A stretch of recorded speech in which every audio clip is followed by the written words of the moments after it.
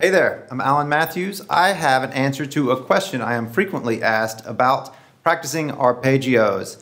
So if you haven't checked out my arpeggio course, please do, because that's what this question refers to. And if you don't know about it, then this won't make very much sense. So when we talk about planting on the strings, when we come out and we plant on the strings, the question is, do I have to do that every single time? And I've got the answer for you coming up next. When we're practicing our arpeggios, one of our main goals is to bring both fingers out. Let's say that we're doing PIM. Bring both fingers out and plant them directly on the strings at the exact same time, right? And that's the way we start. And then whenever we play them, we close them into the hand and touch the palm. And this is the way that we practice arpeggios in a true sense, our primary arpeggios. Well, when we're actually playing a piece, we might not want to actually plant both of them at the same time for whatever reason. It might mute some strings out, or it does mute strings out, so we might want it to be more over-ringing, just to make the piece more beautiful. If it's an arpeggio piece, then it quite possibly we want it to be, as opposed to, it just kind of breaks it up a little bit more whenever we plant everything. And so what we may want to do is then, and this is, you will want to do this at some point, is to still have the action of throwing both fingers out, but instead of actually planting them on the string, then you let them hover right above the string. Or you just let the one finger that will play next, in this case it's the I, because we're doing P-I-M. If we were doing P-M-I, it would be just the M. You let just that finger touch, and then the other one is floating. So then the fingers are still coming out together, but they're separated, and one's hovering and one's actually prepping. And from there, then, you can do the exact same thing, come into your palm. Now, there's another video on do you actually have to touch your palms. We won't talk about that here.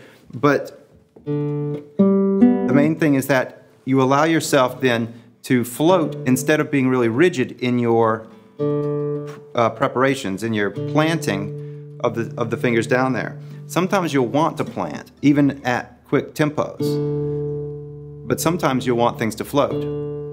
And when that happens, you run the risk of throwing the baby out with the bathwater, so to speak. Because as we start to get fast, as we start to play these and they start to speed up and you're playing this arpeggio pattern and it gets quicker, it's easy to actually lose awareness of what you're doing. And so then you just stop throwing the two fingers out together, and it becomes kind of an every man for himself type of situation where it's this one, then this one, then this one, then this one, then this one, then this one. And that doesn't scale up to quick tempos. So what we've got to do then is still throw them both out, but then just play them one at a time. And so there's a little bit of an easing to the action. There's still an impulse. We're still throwing the two fingers out by them together at the exact same time, but then the way that we're actually touching the strings is a little bit different.